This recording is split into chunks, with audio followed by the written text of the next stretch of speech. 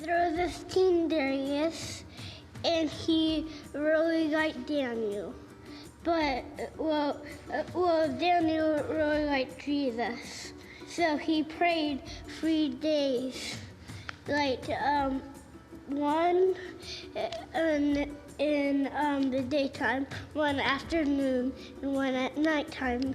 And then they tricked the king. Let's make a scene where you cannot pray, and then that was the law. And then he prayed 3 times then, and then he had to go in the den, and the lions did not eat him. He licked him, and they been friendly. Good job. Yeah. Okay. There you go. So that was Emmett. Emmett is the son of Beth Verbeek, if you know that family. And so he preached a sermon. I don't know how many of you would like to get up here and preach a sermon, but that's, you know how scary that can be. He did it. He had the courage to go and tell that story.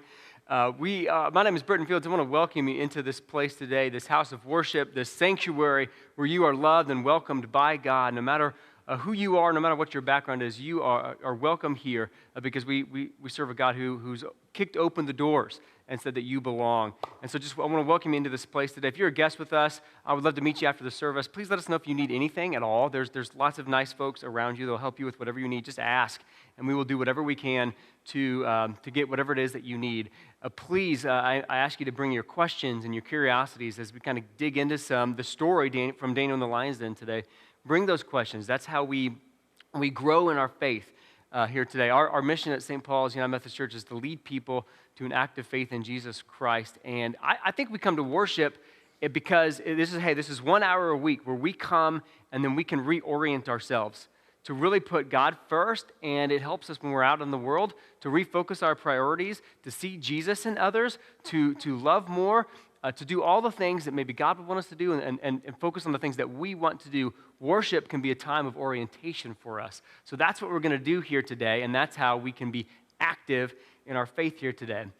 Well, we are in a new series. This is the Sunday after Easter, and in some ways, last week was this big celebration, and I was meeting with some of our staff and volunteers beforehand, and I said, hey, now it's back to the grind. We're back to the week to week right here, right? We don't have this big thing to celebrate, but really, okay, we do. It's not that particular day, but we have a lot to celebrate, and this is where we can really learn and grow in faith. We're in this sermon series called Kid Stories Retold, and we're going to look at some of these stories that maybe we learned as a kid through could have been Vacation Bible School or just Sunday school, or even if you haven't been in the church, you probably are familiar with some of these stories because they have invaded pop culture. Stories like Daniel and the Lion's Den, David and Goliath, Noah's Ark, and then we're going to talk about the Exodus. We're going to really emphasize the parting of the Red Sea. So those are the stories that we're going to talk about for the next 4 weeks. And the name Kid Stories Retold is really, it's a little bit misleading because these are not kid stories. They were never intended to be kid stories. They were adult stories. We tell them as kids, and maybe we have some of the details in there, but if you go back and read those stories, these stories contain a lot of complex themes that can tell us about our faith. These stories are interesting, though, because if we're going to step into them, I just want to lay the groundwork for how we're going to have to do this series, build the right type of foundation. My wife has decided that she's going to do this project out back in our yard because we have a very steep hill, and so to create some flat space, she's going to build a retaining wall, and this is her thing. She's like, I'm going to work on it. You can help me if you want. Trust me, it means I'm going to help on it. But she's got to lay the groundwork before she can build the wall, right? Before she can build from there to keep all of that soil in place. And so we're going to lay the groundwork so that we can get into these stories. These are stories that were written in a particular time, in a particular place, in a particular culture. These are stories that God worked through human agents. They remembered the stories. They passed them down by word of mouth. So there's an oral history here that these stories were passed from generation to generation. These are stories that were written where social norms are much different than they are today. A lot of Old Testament stories, you all know this if you've spent any time in Old Testament, they're so full of violence. It's just, they're brutal stories. And when you get in there, a lot of times they actually depict God as the one who is perpetrating the violence against people. So God is actually actively involved in the violence, or God is using a human agent to cause the violence. And so those are real themes that we're going to have to deal with. I love this video that Emmett did beforehand. He introduced our topic today, is Daniel in the Lion's Den. And so just think about this idea of violence. This was a time and place where there was a king who kept a caged lion or caged lions waiting and ready to devour anyone that opposed them. That's the type of setting that this story is in. And so there's a lot of fear here and a lot of intimidation. That's how the king ruled. The lion itself is just an image of power. I think we've got a picture of a lion. It's this image of power. When you see this image, this is not something that I would want to fight. Oh, look at that. Mark, you did that, didn't you? Oh my gosh, look at how ferocious. Who would want to face that? I actually had no idea that you were going to do that. I really didn't. Would you want to face that? I look at that and I say, like, even if you handed me a weapon, there is no way. You might as well I will be dead. I need a barrier, a physical barrier between me, a cage around me or a cage around the lion. That's the only way I'm getting out of the situation alive. And even then, it's still kind of a terrifying experience. I remember I was at the zoo with my family, the Kansas City Zoo, and we were moving from one kind of area of the park to the next, and so you had to cross this bridge. Well, when you cross this bridge, underneath the bridge, there was a path, an asphalt path for zookeepers. And so they would travel through there, some of the staff. Occasionally, they would transport animals. So we're on this covered bridge, and we're walking across the bridge, and you can't really see anything because it's covered. You can kind of like peek through some of the slats in the wood. And so we're walking through there, and then that's when I heard a noise kind of like this.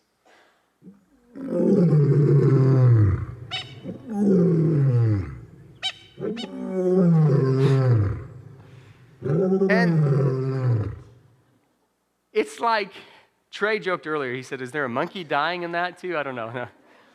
No. So this lion was being transported, and the noise, just the noise alone, is so scary. And I transported myself into this place where I would not want to come face to face with a lion in the wild. It was so scary, and I was completely safe, right? I was up high, far away. It's just the power behind these animals is so significant. And so really, when we're talking about Daniel in the Lion's Den, Daniel is going to face this unprecedented power when he faces the lions. The story in Daniel in the Lion's Den comes to us from the book of Daniel, and if you have your Bibles available, we're going to be in chapter 6 all day. So you can open it up here. I got my HarperCollins study Bible today that we're going to be using. I'll put words up on the screen so you can follow along that way, but it's Daniel chapter 6. And Daniel is broken into really two different types. It's almost two books in one. So you get a little bonus here. The first 6 chapters are these heroic stories of Daniel overcoming all of these amazing obstacles. He gets thrown into a fiery furnace. He survives that. He can interpret these dreams that no one else can interpret, and then we're going to read about him in the lion's den. These are really stories about a hero-type figure named Daniel, who represented the Judean people, the southern kingdom, the Israelites. If you thought superhero stories were popular in our culture, things like, look at how many Marvel movies are coming out. This is from that genre. This is a superhero-type story when we read what we read in the book of Daniel. The last half of the book is it's an apocalyptic book. And so it doesn't mean end of the world. It just means he's having these visions or revelations from God that he's sharing. So that's the 2 books. In this study Bible, actually, it describes it really nicely about who Daniel is. Here's a quote I want to share with you. He said that he's a heroic role model. These heroic role models who thrive because they remain faithful to Jewish law while serving a foreign king. So that's really at the core of what Daniel is. It's this role model that people can look up to. They can read these stories. They can share them with their children, and they can say, hey, this is maybe something to aspire to. This is how we can live in the face of whatever it is that we would come into contact with. And so the story that we're in, it starts with this king named Darius. And Darius is a ruler of this place and time, and he comes up with this scheme to kind of govern his kingdom, and he puts these groups of people in place that's hierarchical. He has a group of presidents that govern over certain regions, and then those presidents will report up to these people called satraps, and they supervise the presidents, and then they report directly to the king. So you can see how he's built this structure in place. In the scripture, it actually tells us that there's 20 presidents and 3 satraps. That's just how it was designed. And Daniel, through his great leadership, becomes one of these satraps. So even though he's a foreigner, even though he would live a different lifestyle than other people, the king sees something in him, and he is elevated in status.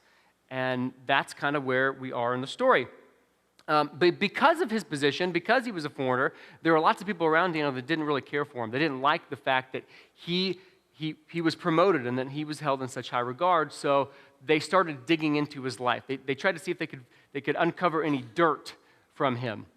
And come to find out that they found nothing. There was no ethical concern. There was no political corruption. He was just doing a really good job. So then they conspired against him to come up with another way to trap him. And so I'm going to start reading this from Daniel 6, verses 6 through 7. Here's what it says. It says, "So the presidents and satraps conspired and came to the king and said to him, 'O King Darius, live forever. All the presidents of the kingdom, the prefects and the satraps, the counselors and the governors are agreed that the king should establish an ordinance and enforce an interdict that whoever prays to anyone, divine or human, for 30 days, except to you, O king, shall be thrown into a den of lions.'" So they go before the king. They offer him a bit of flattery. They say, "O King Darius, live forever. All of us," so there's strength in numbers. Imagine going out and signing a petition today. "All of us believe that we should have this ordinance. It's going to be a temporary thing. It's going to last 30 days. And we think that whoever, if there's any type of prayer, it should all be directed at you. And if it's not directed at you, then they should be thrown into a den of lions." So the king, who honestly is, it's a strange depiction of a king because most kings would be able to think through the implications of this. He signs it anyway. He doesn't understand how this will play out in his culture. He loves Daniel. We'll read that. He doesn't understand like how signing this law would put him in a hard position. So they get him, they trick him into signing this law, and then here's what Daniel does with it. This is in verse 10. It says, "Although Daniel knew that the document had been signed, he continued to go to his house, which had windows in its upper room open toward Jerusalem, and to get down on his knees 3 times a day to pray to his God and praise him just as he had done previously." So Daniel, though he knew the law had been signed, he continued to live out the lifestyle like he always had. And he left his windows open so people could peer in and see that he was actually praying. They saw that he was disobeying this new ordinance that they had signed. And so that's what created the situation for Daniel to be thrown into the den. And so that's where we're going to pick up in the story, and it is chapter 6, verses 16 through 24.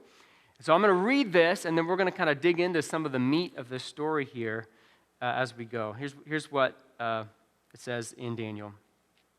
"So then the king gave the command, and Daniel was brought and thrown into the den of lions. And the king said to Daniel, 'May your God, whom you faithfully serve, deliver you.' A stone was brought and laid on the mouth of the den, and the king sealed it with his own signet and with the signet of his lords, so that nothing might be changed concerning Daniel." That's just a stamp or a sign. They had a little sign on their ring, and they would imprint it on a piece of clay or something that was moldable, saying that we have approved of this, so do not remove the stone. So let me pick up here. "Then the king went to his palace and spent the night fasting. No food was brought to him, and sleep fled from him." So the king is distressed. He's worried about what's going to happen to Daniel. He's worried about his fate, and so he's not eating, he's not sleeping. Verse 19, it says, "Then at break of day the king got up and hurried to the den of lions. When he came near the den where Daniel was, he cried out anxiously to Daniel, 'O Daniel, servant of the living God, has your God whom you faithfully serve been able to deliver you from the lions?' And Daniel then said to the king, 'O king, live forever. My God sent his angel and shut the mouths of the lions so that they would not hurt me, because I was found blameless before him and also before you, O king. I have done no wrong." Then the king was exceedingly glad and commanded that Daniel be taken up out of the den. So Daniel was taken up out of the den, and no kind of harm was found on him, because he had trusted in his God. There was no scratch on Daniel. The king gave a command, and those who had accused Daniel were brought and thrown into the den of lions, they, their children, and their wives. Before they reached the bottom of the den, the lions overpowered them and broke all their bones in pieces. Okay. That's a little heartwarming tale for you this morning. It's a very odd ending. Did not see that coming. Daniel in the lion's den it's a story about faithfulness. We see how David remains faithful to God, even in the midst of religious persecution that he was facing at the hands of the state. But to me, it's more a story about God's faithfulness to Daniel. Daniel could remain faithful because he knew that God would always remain faithful to him. In the story, I think it's easy to say, hey, well, Daniel was blameless. And because Daniel was blameless, that's why God saved him. But listen to what Daniel's first words whenever the king comes to him and says, Daniel, has your God protected you? Has your God saved you? He says, God sent his angel to shut the mouths of the lions. He first gives credit to God, and then he says, because I was found blameless. And I love that language of found blameless, because as a Christian, when I read this story, I think about being a follower of Jesus. And look, I missed the mark, I sin, I could be blamed for a lot of things. But because of the work of Jesus, who came and died and lived for our behalf, he looks at our lives and finds us blameless. That's how God sees us when he looks at us. And so I think that's what's happening here in Daniel. Daniel can have faith because he knows that God will be faithful to him. This is also a story about persecution. And when you think about this law that was created and it was unfairly imposed against a minority group in this particular place. The popular religion, this would have been created during the time of Persian rule. There was a religion, it was called Zoroastrianism, and they would have prayed on a regular basis to a god or to other gods. And the ritual, we think, was they prayed morning, noon, and night. That would have been a regular rhythm with a different type of religion. So actually, Daniel's method of prayer, where he prayed morning, noon, and night, would have fit in right with the culture. It just happened that he was praying to another god. So they put a law in place, and knowing that it would probably only be enforced and used against Daniel.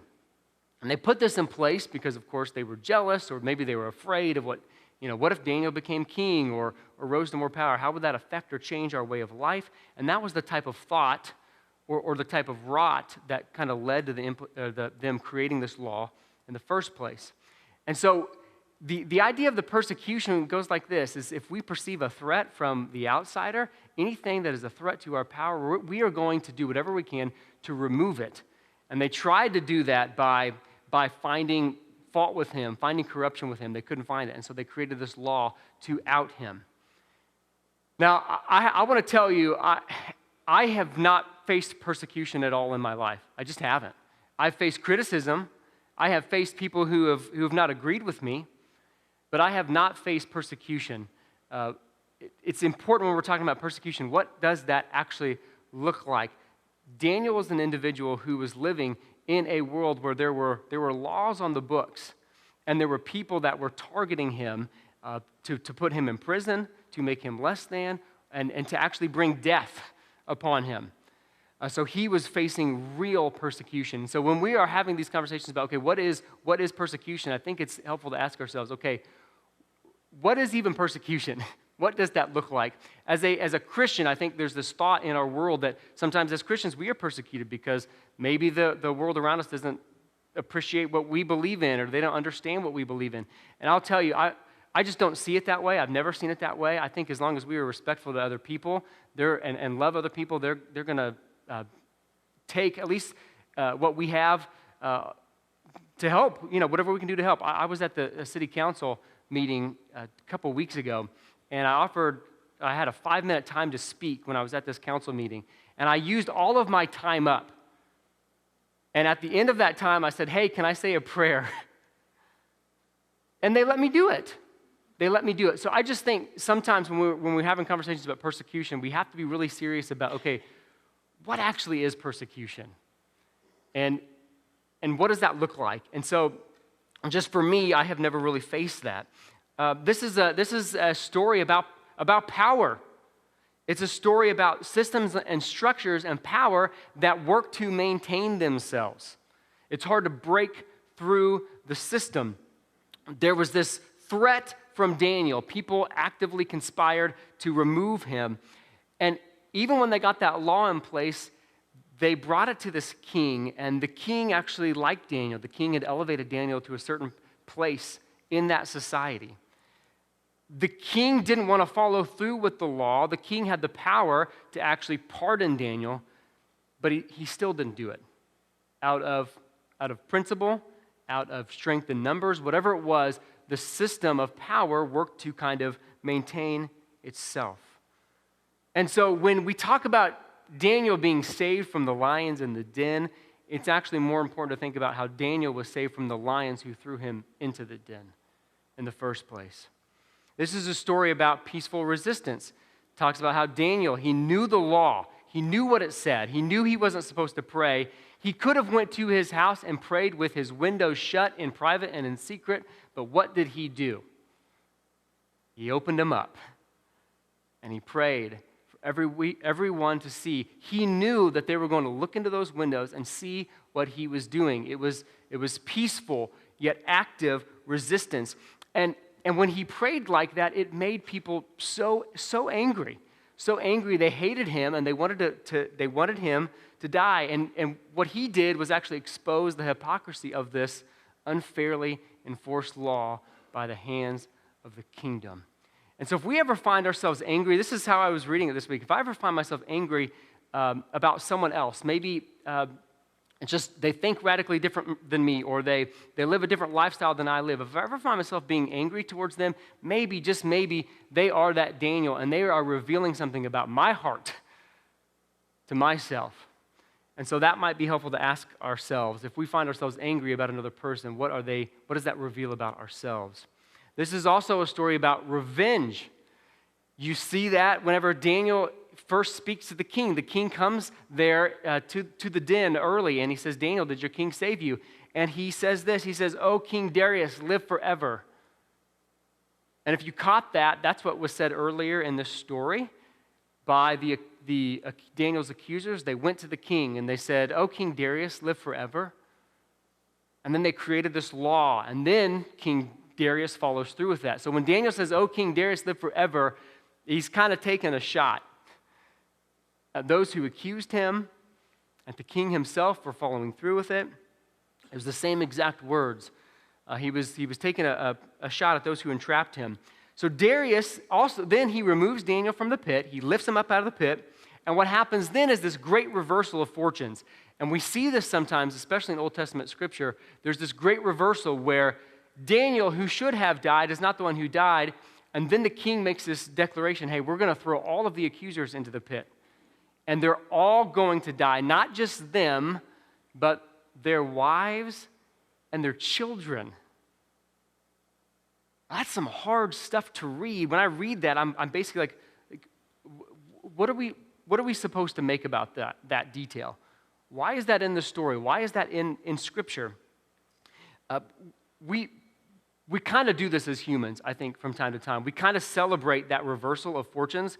I'm a Star Wars guy, and so if you know those movies, there's this mighty empire that is trying to dominate the world. They build this massive super weapon called the Death Star that's as large as a planet.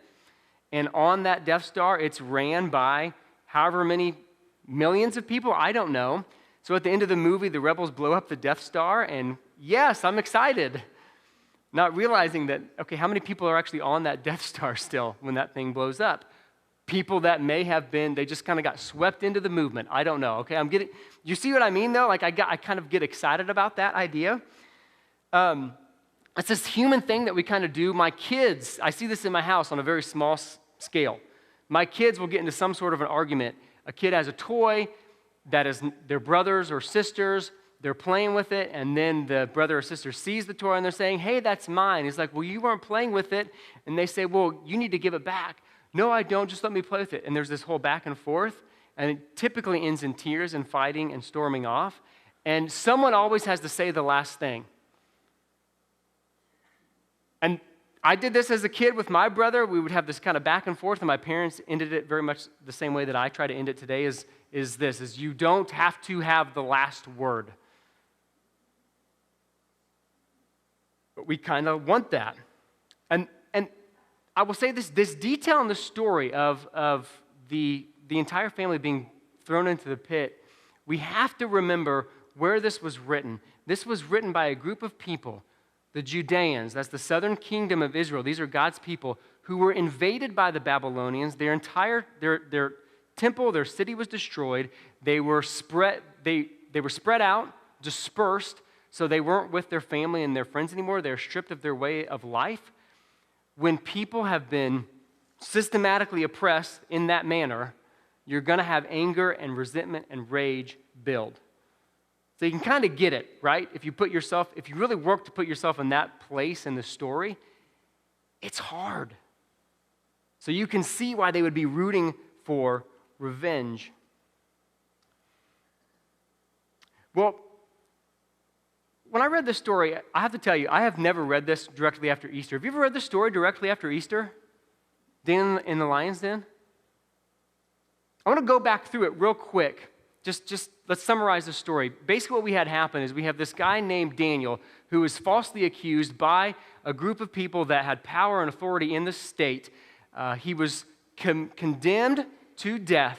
They threw him into a pit. They sealed that grave with a stone. The next morning, this king shows up and says, are you alive? And behold, he's not dead, he's alive.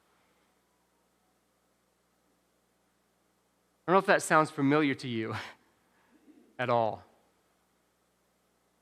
But the parallels to Easter are so similar. It's almost the same story except for, I think, two primary details. The first one is this, is that Daniel says he was raised out of the pit and there was no scratch on him. So he was completely saved. He had no harm. Jesus, when we think about what happened to him, he died on the cross. He went all the way. He went through such great suffering and great lengths to be with us and to reveal to us the nature of our sin, and then conquered that death. He didn't just conquer lions, he conquered death itself. That's the first difference. The second difference is this, is that in the story of Jesus, there's no revenge. There's no retribution. It's just life. When you think about Jesus on the cross, he was hanging on the cross and he uttered these words. He said, forgive them, Father, they know not what they do. When he was hanging on the cross next to a thief who had also been condemned, the thief said, Jesus, remember me. And Jesus said, today you will be with me in paradise.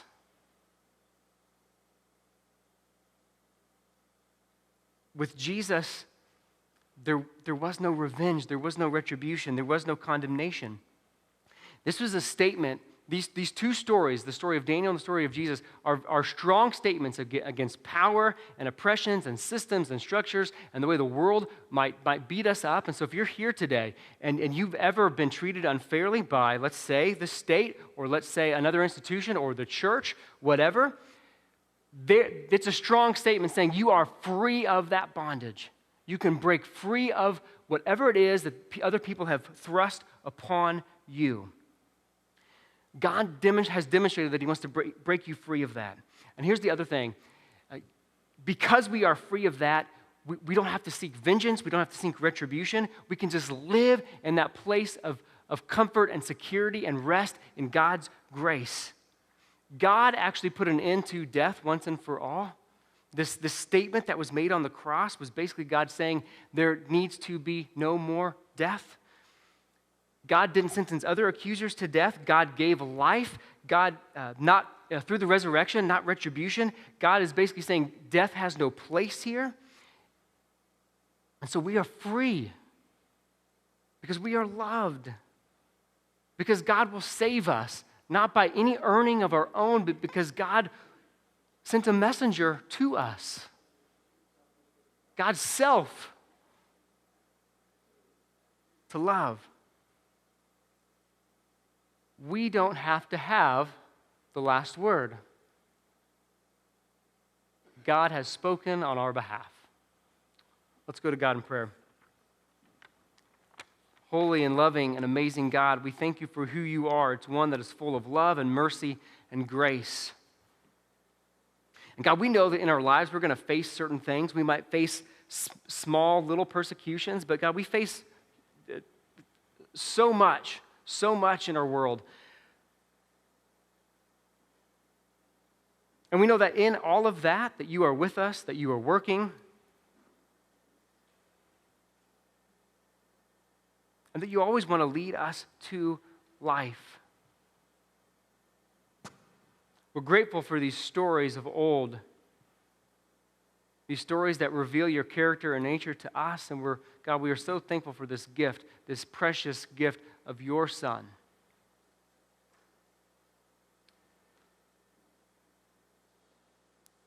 Who went to such great lengths to be with us and to lead us to life. And so, God, just let us receive your grace today. We ask all this in Jesus' name. Amen.